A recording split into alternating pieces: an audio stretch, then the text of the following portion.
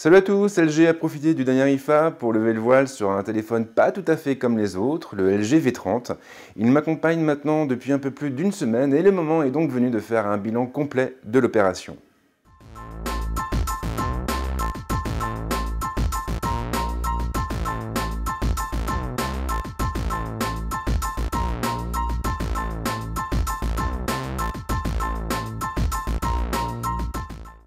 LG a été considérablement malmené ces dernières années, mais le constructeur coréen n'a pas l'intention de tirer sa révérence.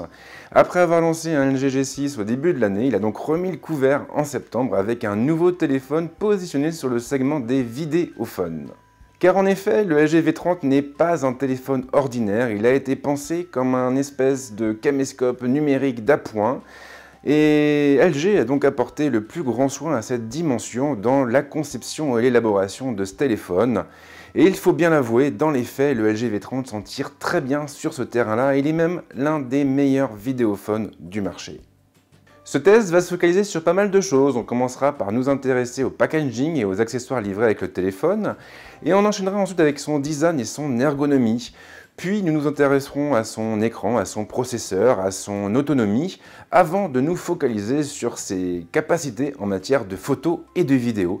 Et puis enfin, on parlera de sa surcouche et de ses fonctions. Bref, on va rester pas mal de temps ensemble. Et on attaque directement avec le packaging et les accessoires. Le LG V30 est livré dans un écrin sombre minimaliste, la boîte ne comporte aucun visuel du produit et seul le logo est présent en façade. LG a également fait l'impasse sur les caractéristiques techniques. En ouvrant la boîte, on tombe directement sur un petit chiffon signé du logo du constructeur. Il recouvre entièrement le terminal. LG a placé une boîte rectangulaire en dessous, elle renferme la documentation du téléphone et l'épingle permettant d'accéder à sa trappe. Le reste des accessoires est placé en dessous. En plus du traditionnel bloc chargeur et du câble de recharge, on trouve ainsi une boîte renfermant le kit main libre, un kit signé par Bang & Olufsen. Il est évidemment difficile d'être surpris puisque les deux firmes travaillent depuis plusieurs années en étroite collaboration et elles ont même présenté leur premier téléviseur en septembre dernier. Le kit en question est plutôt élégant avec des écouteurs intra-auriculaires épousant la forme des oreilles et un long câble de nylon bicolore. La télécommande est compacte mais les boutons sont suffisamment imposants pour être agréables à utiliser. En revanche, le constructeur ne livre pas différents embouts d'oreilles avec ses écouteurs et il faut avouer que cela manque un peu. J'ai eu l'occasion de tester les écouteurs pendant quelques heures et j'avoue avoir été emballé par leur qualité. Les aigus sont bien restitués, ils ne sont pas criards et les basses sont suffisamment présentes pour soutenir le son. Maintenant, dans les faits, ça n'a rien d'étonnant car le LG V30 a une autre particularité intéressante, il est livré avec un quad DAC. Et comme nous le verrons plus loin, ce quad DAC fonctionne à merveille. Bref, l'offre est plutôt solide malgré l'absence cruelle de ces fameux embouts d'oreilles. Les accessoires ne font pas tout naturellement et le moment est venu de nous pencher sur le design et sur l'ergonomie du téléphone. Le LG V30 ne laisse pas indifférent, c'est un fait, et il suffit de le prendre en main pendant quelques minutes pour constater le niveau de finition du terminal. LG n'a effectivement pas fait les choses à moitié, il a ainsi doté son nouveau téléphone d'une belle coque mêlant le verre au métal et d'un magnifique écran couvrant sur plus de 80% de la façade du boîtier. Tout comme le LG G6, le V30 est en effet doté d'une dalle aux bordures contenues, une dalle légèrement arrondie au niveau des coins. L'effet est vraiment réussi et l'appareil est très agréable en main grâce aux courbes rebondies du châssis métallique.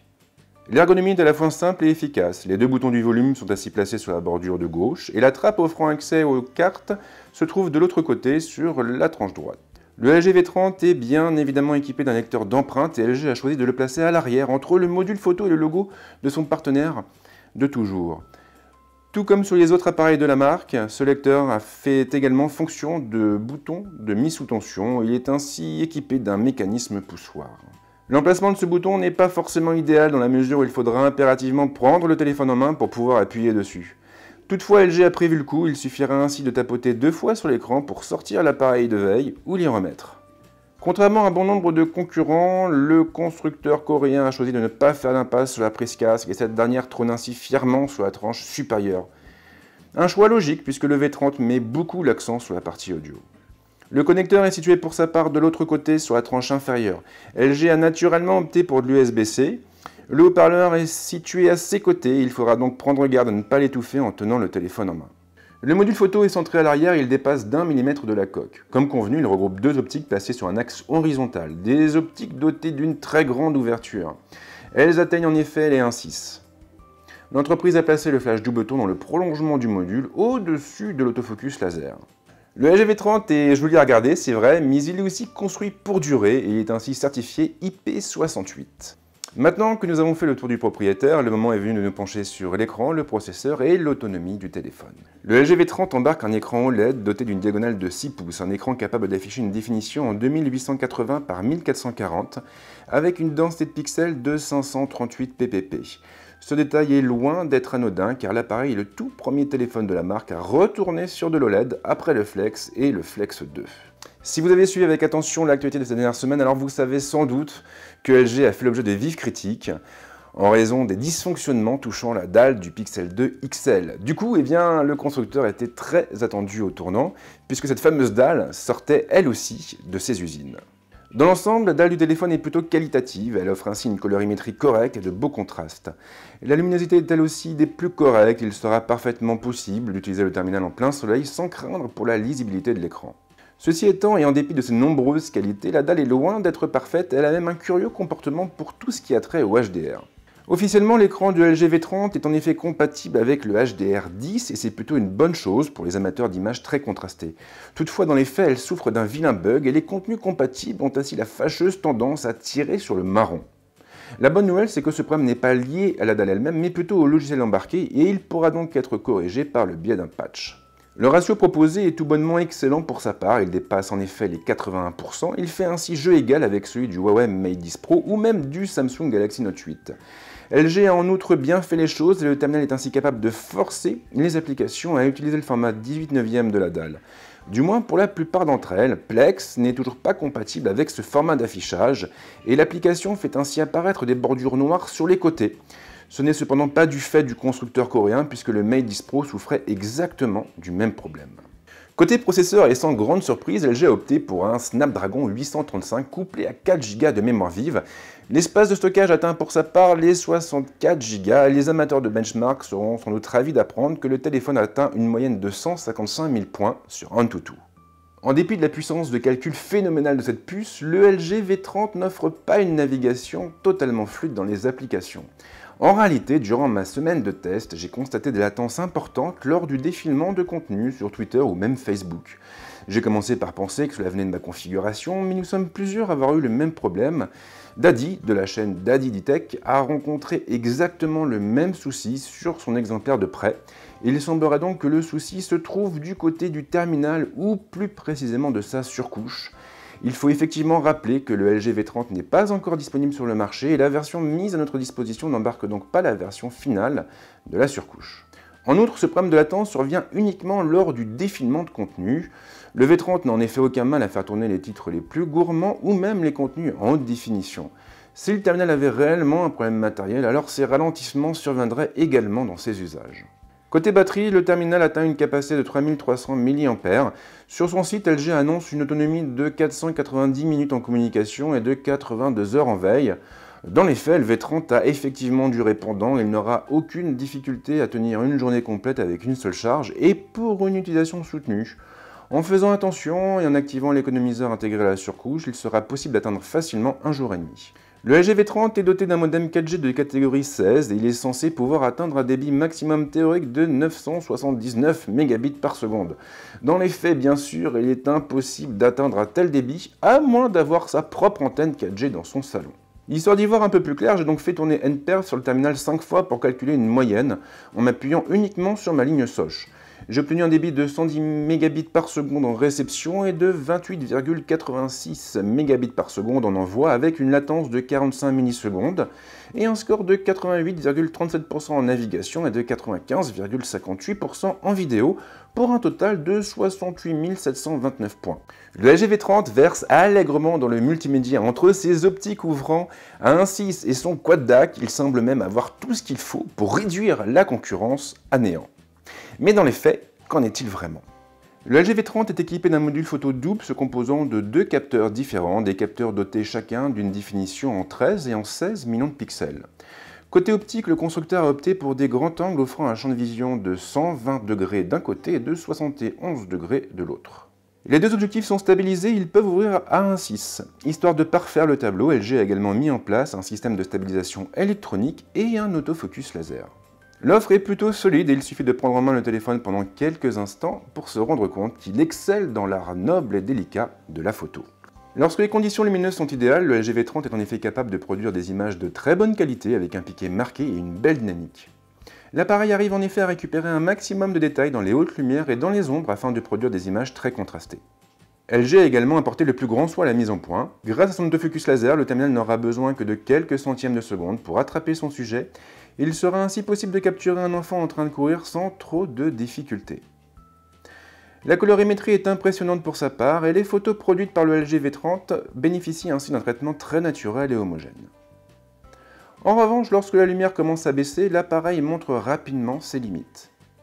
Pour compenser le manque de lumière, le LG V30 montera en effet tout de suite dans les ISO et de vilains artefacts commenceront à apparaître sur nos clichés. Fort heureusement, il sera tout à fait possible de rattraper le coup en passant en mode manuel et en prenant directement le contrôle des réglages de l'appareil photo. Il suffira alors de baisser manuellement la sensibilité pour réduire le bruit et retrouver un piqué convenable. Bien sûr, en procédant de la sorte, on se retrouvera aussi avec des images légèrement sous-exposées. Il sera cependant possible de compenser en réduisant la vitesse. Attention cependant à ne pas avoir la main trop lourde, car si le système de stabilisation optique est très efficace, il montrera lui aussi rapidement ses limites si vous poussez l'obturateur dans ses derniers retranchements. Le LG V30 a la réputation d'être un excellent vidéophone et il faut avouer qu'il se débrouille pas mal en la matière. Le mode automatique excelle ainsi lorsque les conditions lumineuses sont idéales, il sera en mesure, une fois de plus, de produire des images d'excellente qualité avec un très bon piqué. La dynamique est intéressante elle aussi, avec un contraste bien marqué entre les ombres et les hautes lumières. Même chose pour la colorimétrie. Le terminal tombe juste à chaque fois et c'est vraiment très appréciable. En revanche, lorsque la lumière baisse, il sera encore une fois nécessaire de passer par le mode manuel pour éviter l'apparition de vilains artefacts. À ce propos, il est important de rappeler que la plateforme embarquée n'est pas définitive. Le V30 ne sortira pas avant la fin de l'année et des optimisations sont donc encore possibles.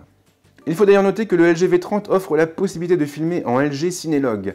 Disponible par le biais des options du mode manuel, ce mode de prise de vue permet de capturer une image plate et donc une image facile à modifier en post-production. Ce détail est loin d'être anodin car l'appareil est le seul téléphone à proposer une telle fonction à l'heure actuelle. Le LG V30 m'a aussi beaucoup impressionné au niveau de la captation sonore.